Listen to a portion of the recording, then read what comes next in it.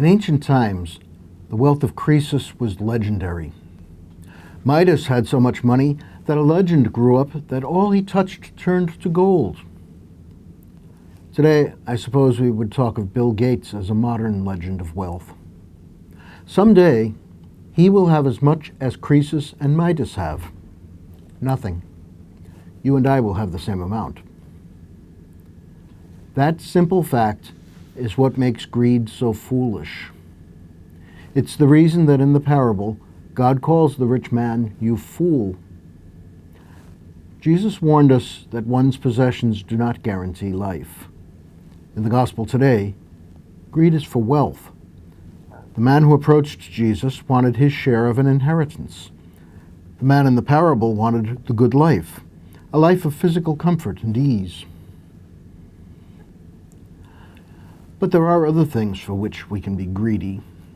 In fact, greed for money and goods may be less destructive of my humanity than some other greedy desires. I want to look good, both physically and socially. That's not wrong in itself. But if I'm willing to sacrifice health or common sense to that desire, something is definitely wrong. I want status. I want to win. I want recognition. I want special treatment. I want it all.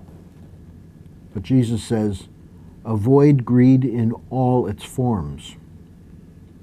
The 18th century English poet Matthew Green wrote of avarice, the sphincter of the heart. Sphincters are muscles that close off openings in the body. They squeeze shut so that nothing can get out. That is what greed does to me. It squeezes my heart shut. When I act out of greed, I act for myself. At the very least, I put others second, or forget or ignore them. At the very worst, I destroy them on my way to what I want. My heart is so squeezed that no love can get out or in. Jesus is upset by greed because it deprives us of true godliness. There are many ways in which I can be godlike in my own minor way. I can create, I can think, but most of all, I can love. Greed squeezes shut my ability to love God or others. When I'm busy grabbing what I can get or holding on to what I have gotten, my hands are not free to give, nor are they open to receive. Avoid greed in all its forms, because one's possessions do not guarantee life. The love of God guarantees life.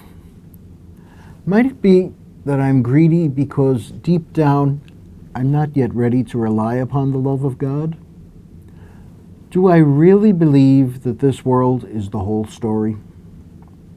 If this world is all there be, then greed is a way of trying to guarantee my life.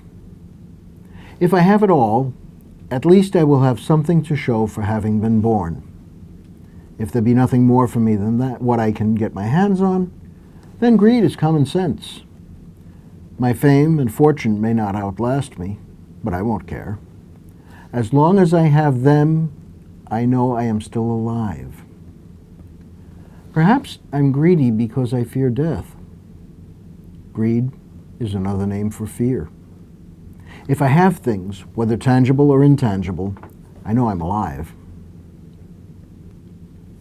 Greed can never stop. Since in my heart I want to live forever, my desire for things that hide death is endless. I will never have enough. No matter how much of my greed is satisfied, and it never will be fully satisfied, my life will end. My possessions are like a blindfold, hiding death from me. But they will not hide me from death. It will come, and I will have nothing. What can I do? I know that greed is something that puts barriers between myself and God, myself and others. But I also need it as proof that my life is real, that it has value, even if measured by transitory standards of gold and glory. The remedy is, perhaps, a willingness to not hide from death.